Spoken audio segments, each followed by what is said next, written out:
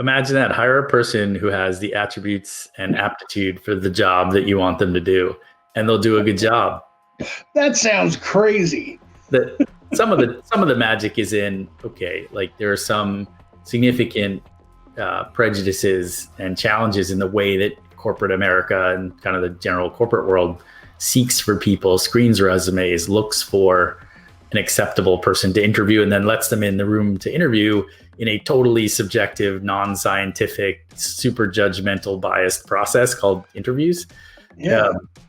And so that's just wrong everywhere, but it's particularly difficult for folks on the spectrum to kind of pass through that gauntlet.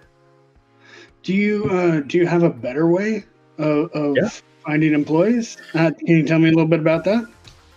Yeah, so we took a look at the process.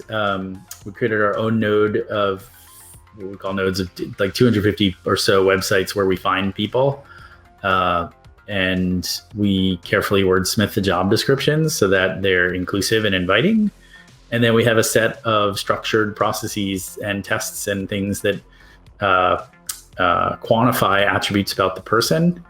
And then if they pass through those kind of attribute analysis tests that are not your typical in-person, look them in the eye, shake my hand kind of hyper-biased interview, then we have a week of simulated work where we're essentially practicing what it's like to do the job to see how people are going to do. And then after that, there's about a month of shadowing with real customer work. And then after that, it's employment. And the week of kind of simulated work and the month of shadowing, that's sort of a paid part of our recruiting funnel. So your recruiting is a little more expensive.